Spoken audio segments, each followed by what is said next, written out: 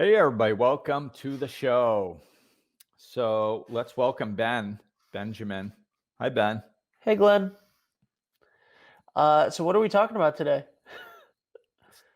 Stuff. We're talking about,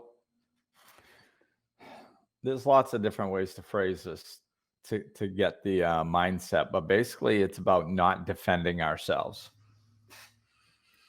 Okay, explain that. I feel defensive already. Let's see. Well, it's just, I've seen this as such a consistent part of negativity, how we interact with life, and I noticed it in myself, I mean, everybody's defensive, like, I mean, that's kind of most of the conversations that take place in just everyday life are, you know, attack and defend. And we don't perceive it as that a lot of times because we're so used to that type of information exchange that it just seems normal. And, until you get into a relationship, especially a romantic one. And then it gets annoying because I think it causes a lot of fights because it's really not a good way to communicate because you're not actually communicating. You're just, you're saying your side and you're trying to defend it, and then the other person says their side, or just the other side, just because you finished clearly stating your that side. So why they kind of have nothing else to say, so they'll just take the other side and talk about that and try to prove how that's right. And it's, I think it's so unconscious, this way of communicating, that we've just, and it's so common now we don't even notice it. And it's, really a foundational problem in our society because it's, like I said, that's just how people communicate, and they don't even notice that they're doing it, and they don't even notice that there's anything wrong with it, which I think is, along a lot of the teachings that I do. This is why I say awareness is the biggest deal, because most of the things that we're doing that don't work, we just haven't slowed down to look at them and go, geez, this doesn't work. Maybe I should do it a different way. It's just so common in our society and it's so accepted that we just do it, you know. And if we look closely, we see that it doesn't work. So it's, in theory, a communication and or a conversation is supposed to be like an exchange of ideas.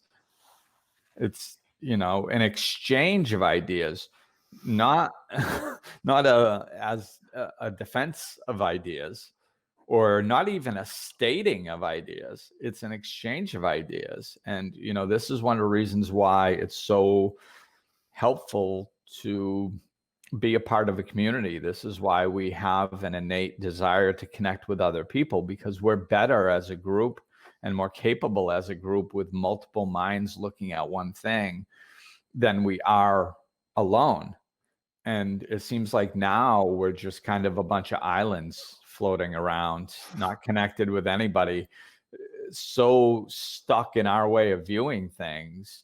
And if somebody just offers a different way, we get defensive and defend our position. And it's like, I think the Dalai Lama is the best example of this. It's like, I was reading one of his books years ago, and he was talking about two things. One is that people question him as to why he talks world politics with people who sweep floors, and and people like that, who most people would think don't have an intelligent point of view on that subject.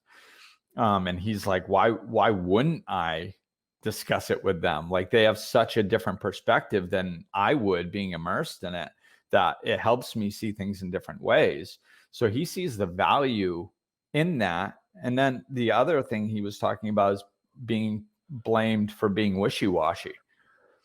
He's like, well, people will pay attention to me as I'm hearing different sides, and somebody explains their side, and I go, yes, I understand what you're saying. Yes, okay, I see where you're coming from. And then somebody else says something completely different. And I go, yes, I see where you're coming from. I understand.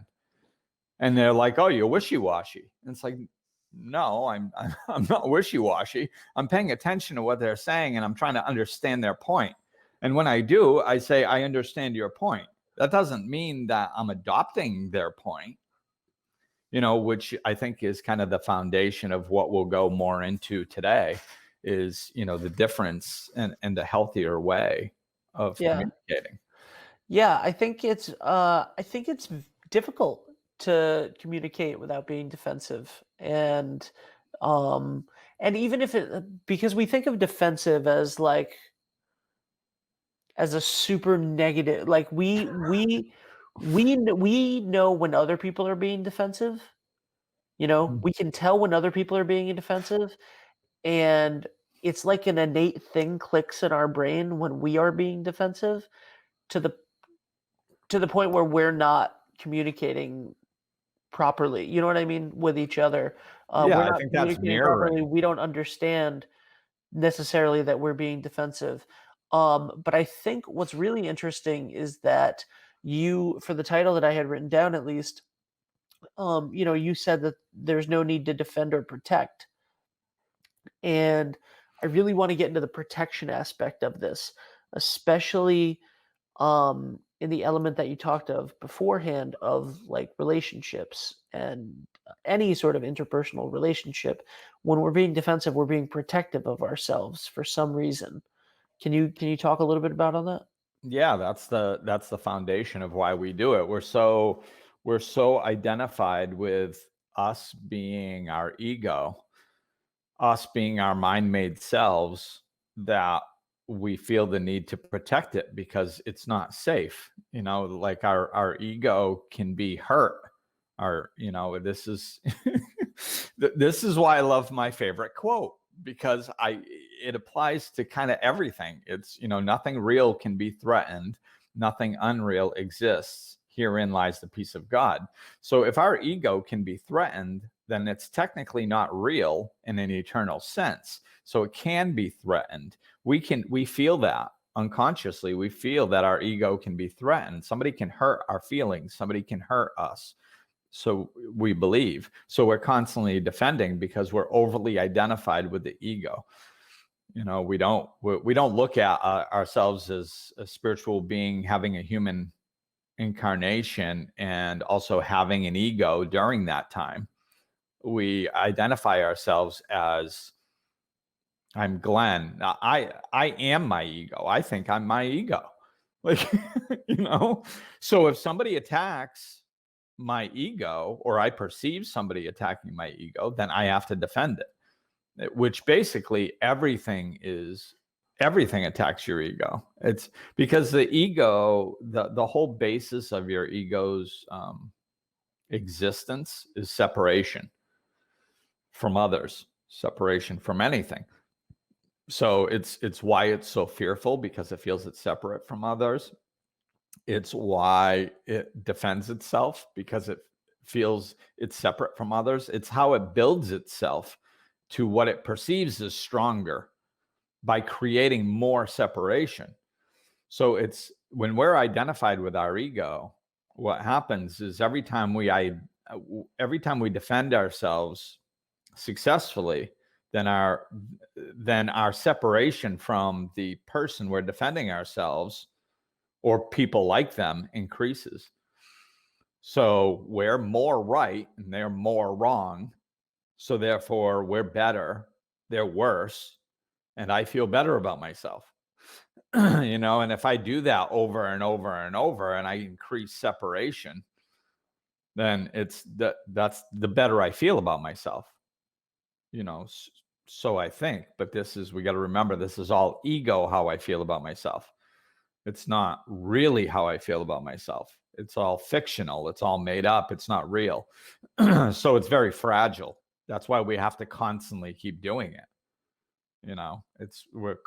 And we do it through everything. We do it through, I mean, do you know anybody that doesn't complain? Like, me neither, including me. So, like, I mean, everybody complains.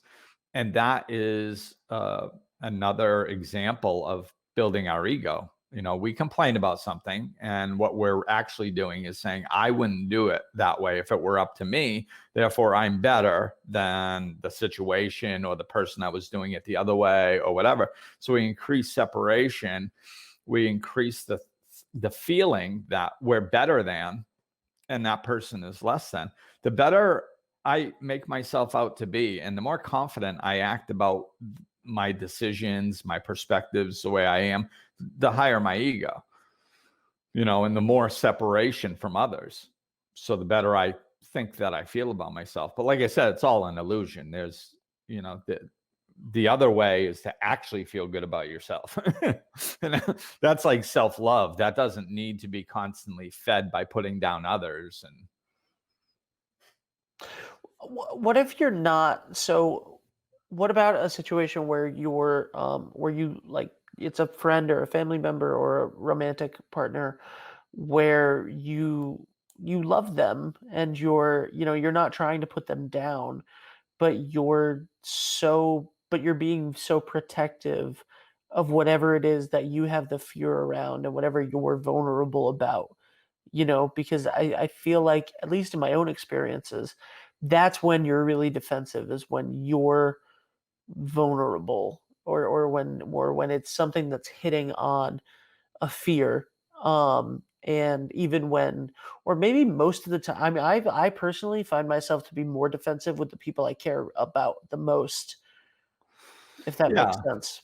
well, yeah, that's because they can trigger our insecurities, like in our mind, like they're the ones that are supposed to love us unconditionally. And I can't even trust you, so we get madder. you know? Yeah. Like, I mean, if somebody we don't really know challenges us, and we can intellectually keep in mind that, like, well, I'm not going to see this person again, or I don't care what they think, or screw them. We can dismiss it for one reason or another. It's not that big of a deal. But if there's somebody that's in our life, this is why learning to communicate is so important, because it destroys relationships on a regular basis. And there has to be, I think in relationships, we have to have rules for fighting. There has to be certain things that are unacceptable, and there has to be kind of like safe words. We have to communicate. Like a lot of times, I've said this many times. Men are genetically predisposed to fixing things. It's in our genetics. I mean, we've been raised that that's our responsibility for thousands of years. And so, of course, we have a tendency to want to fix things, and we're more cerebral. So we're not as understanding of emotions as women are, as a general rule. So like a woman might be seeing the benefit of verbalizing something and getting it out of them emotionally, and just freeing themselves of it, and then they can move on. They're fine. And the man doesn't even, like, what? You're supposed to feel your emotions. I don't know what this is that you speak of. So we're automatically trying to fix things. You have a problem, I fix it.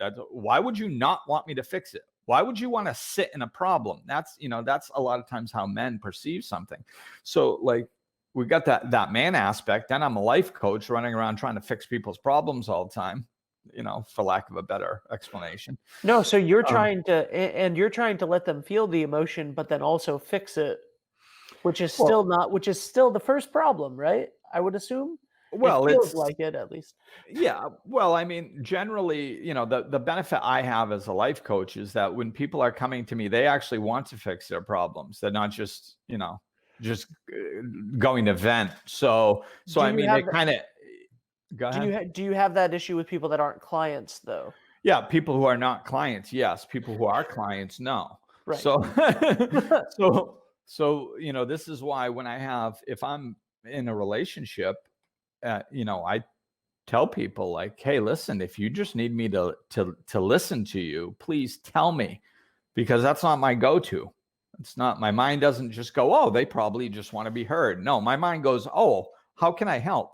That's what my mind does. So if you want me to do something other than help, let me know, and we're going to get along fine. you know so but I had to learn that, and when I learned that, it was very beneficial. And I mean, so sometimes I think, like I said, we need to learn, we need to communicate about communicating.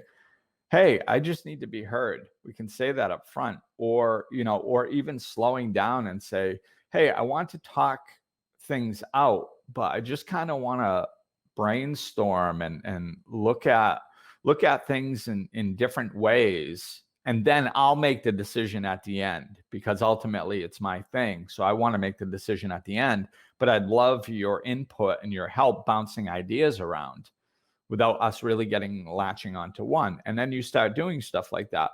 But just kind of, saying stuff like that, it helps, because otherwise unconsciously we just dive right back into the pattern that we always do. Is there a defensive or protective element to that trait that we've said is more of a masculine trait, to not listen and to help, to try to help and not listen? Is there some way that that fits in with being like, with us being defensive or protective of, like, is that an insecurity on our part? Like, we need to help, or we need to fix it? Or is it just like, is that something about our ego? Like, oh, they have a problem, we need to fix it because that makes us feel better about ourselves. And if Oh, it not, definitely it definitely makes us feel better about ourselves. It's, and I mean, this isn't, I enjoy going into this because it gives more explanation, but I think it's important to say that, like, not everybody's like this. This isn't some sort of, we're not broken.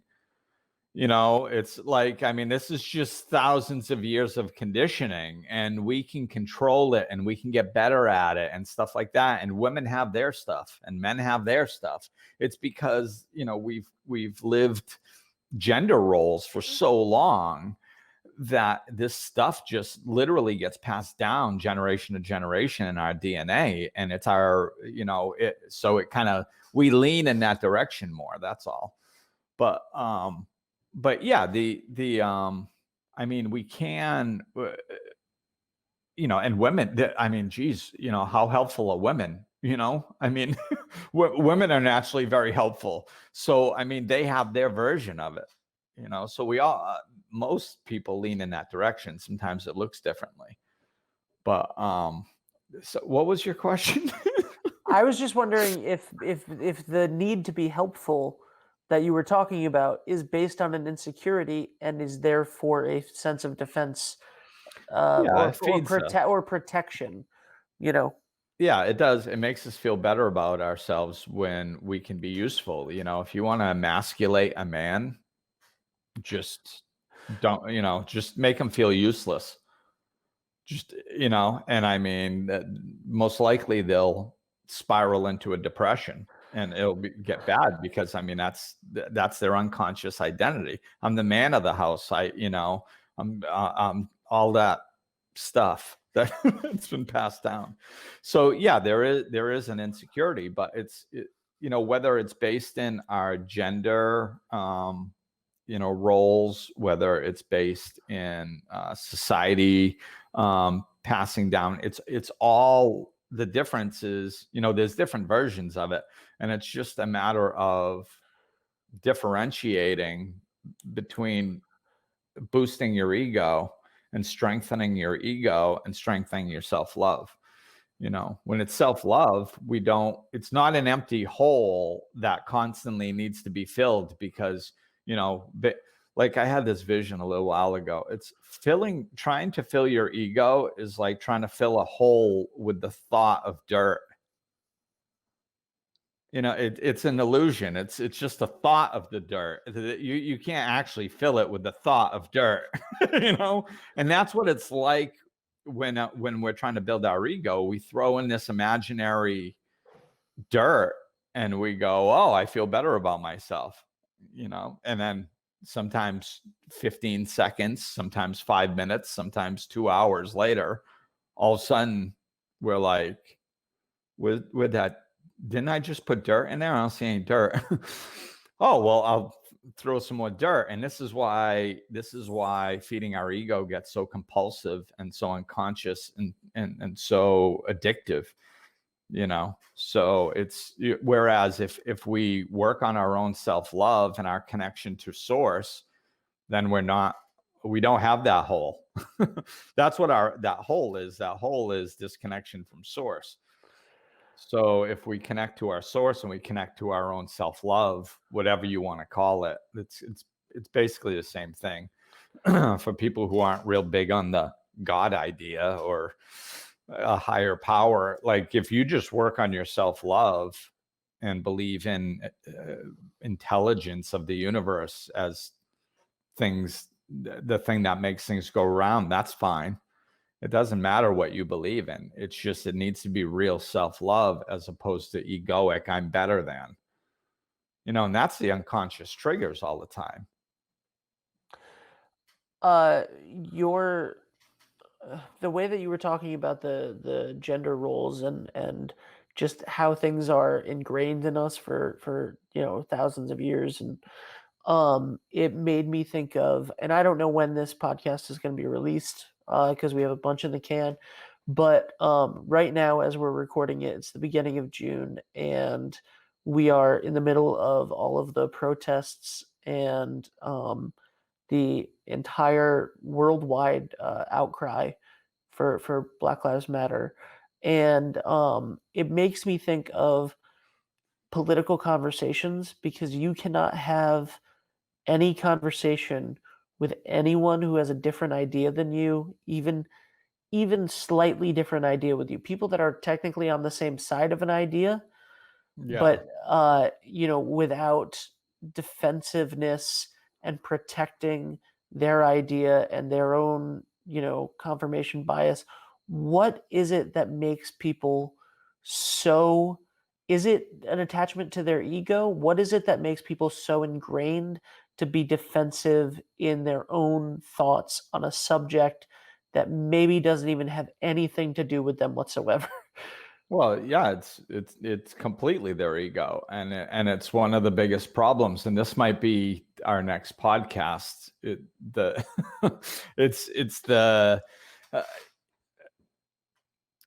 this is how it's divide and conquer. This is how we're losing.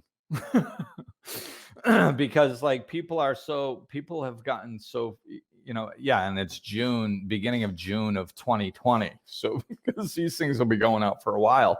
But I mean, so has the political situation been going for a while. And it's gotten so divisive even before this, just political wise, with Trump supporters and non-Trump supporters. And this is just like everything else before it has separated everybody even more. And it's absolutely absurd at this point, because I mean, people who are Trump supporters will defend absolutely anything he does, no matter how horrible and abhorrent it is. They will defend it. And people who don't like Trump will blame him for absolutely everything, even if it has nothing to do with him. I mean, some of the stuff that I've seen out there is absolutely absurd. It literally has nothing to do with Trump, and these people are making it a Trump issue for either for or against. And it's and I'm not saying that the Black Lives Matter is that. I'm saying I've seen things that are that. So the problem is that it is divisiveness, and I see contrast. This is what we call contrast. It's, what does contrast do? Well, it makes things clearer. It separates the two sides so you can see them clearer. And what I'm hoping is that that all this, what we're talking about, is improving the contrast. So at some point, the general population will start seeing how ridiculous this is, because it's literally ridiculous. It's ridiculous. It makes zero sense, because it's just polar opposites. I mean, Trump is not I don't care how much you like him. He is not the second coming of Jesus Christ himself. I'm sure of it. Like, and like for the supporters are getting to the point where they're almost acting like he is. It's just and the people blaming him for absolutely everything that has nothing to do with him is ridiculous too. So we're not even vaguely close to reality at this point. And I'm hoping at some point people go, oh, whoops. And we actually understand what we're doing, because this has been going on unconsciously in society, but also in politics for the last 200 years. And it's getting worse and worse and worse and worse and worse. So the reason that nothing ever gets done in politics is because of this. It's just Democrats trying to be right and Republicans trying to be right. Why? So they can get into power, so they can get more power. It's just a power struggle. It has nothing to do. There is zero in politics that has anything to do with the betterment of the people or solving any problem on the face of the planet. Zero to do with it.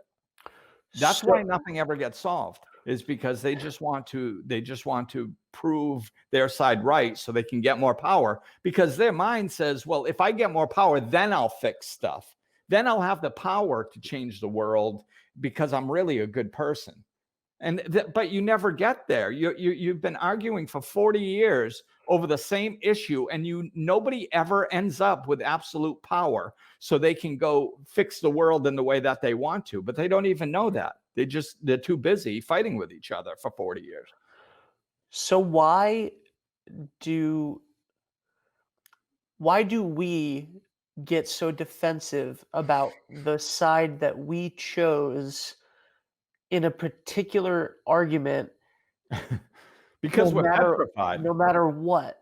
Because we're petrified, because we're looking around and we're scared.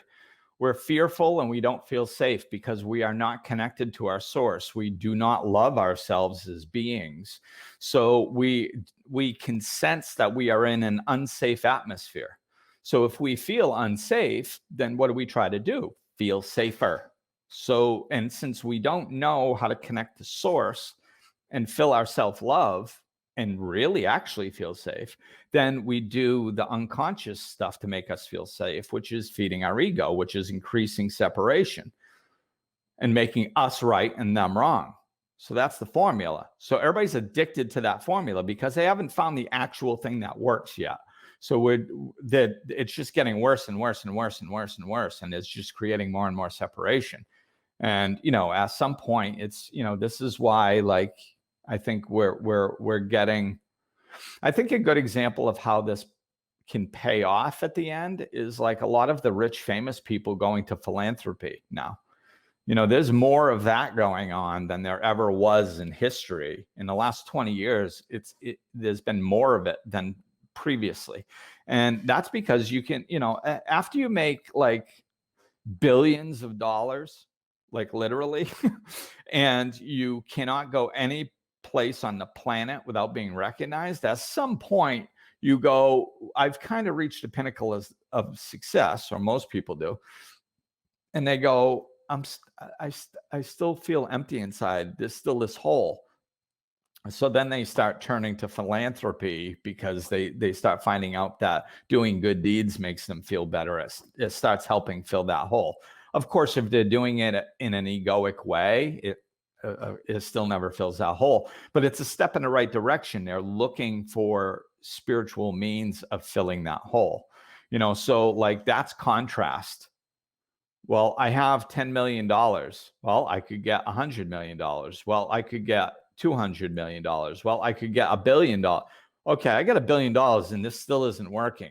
What else can I do? Then you start looking around, and I think that's what contrast does. So I'm hoping that sometime in the near future we get to the point where we go, oh my God, like look at what we're doing. Like this is we're like one side literally is saying Donald Trump is Jesus Christ, and one side is literally, not figuratively, saying he's Satan incarnate.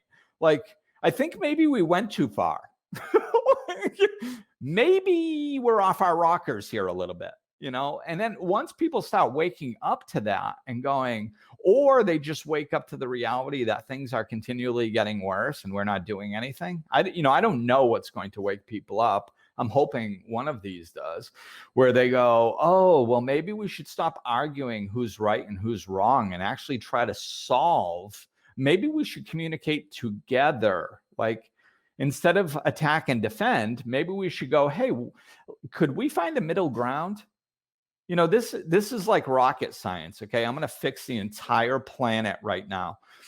So all we got to do is start having conversations where you go, hey, let's sit down, be courteous to one another, and bounce ideas back and forth. And maybe we'll compromise a little bit in the process. But what we're going to do is we're going to focus on the problem and the solution to that problem. And we're going to talk to try to solve the problem, as opposed to what I think we should do and what you think we should do. We're just going to not be attached to any specific way. And we're just going to discuss this until we figure out the best possible solution together. Oh, okay. If we did that, if we had been doing that for the last 20 years, we would have solved poverty. We would have solved world poverty. We would have solved just about all the problems on the entire planet. But nobody does that. And that's how simple it is. Because we're defensive and protective of our own positions. Right. Because it's completely ego-based and we don't even know we're doing it. We're running around and this is, like you said, right where we are, this is, I think, the biggest problem, because you have, like, if you have the problem, right? And you have racism right now is the problem. Okay. So that's the problem that requires a solution. What we're doing is we go, okay, we're going to divide that between Trump supporters and non-Trump supporters. Okay. Now we're going to divide those two groups between people who like the term Black Lives Matter and the people who don't like the term Black Lives Matter. And then we're going to divide those two groups. It starts looking like a network marketing freaking plan. Then we divide those two groups between, somebody that thinks protesting is beneficial and some people that are just focused on the rioting and saying that it sucks. And then we'll take those two. Do you see how it's eventually you just keep separating. And eventually you have 150 people in each pile with locked on to certain belief systems that they refuse to let go of. And then we wonder why we can't come together as a united front for something as simple as killing a human being is bad. Like, you can't unite on killing a human being is bad. You can't unite on that. That's ridiculous. It's ridiculous because we keep dividing and dividing and dividing. And we get caught up in, well, yes, that's bad. But let me talk to you about something that we disagree about so I can build my ego a little stronger for a while. Because that's you can't tell me that this isn't important. And then they lock onto that. And it's, well, we just divided. We just lost our focus on what the actual problem was. And this is why we can't unite on stuff, because we're just too busy being right. It doesn't matter what words you use. It doesn't matter what you believe. Just remember, killing fellow human beings equals bad. Don't let your brain veer off of that, and we'll actually come to the solution.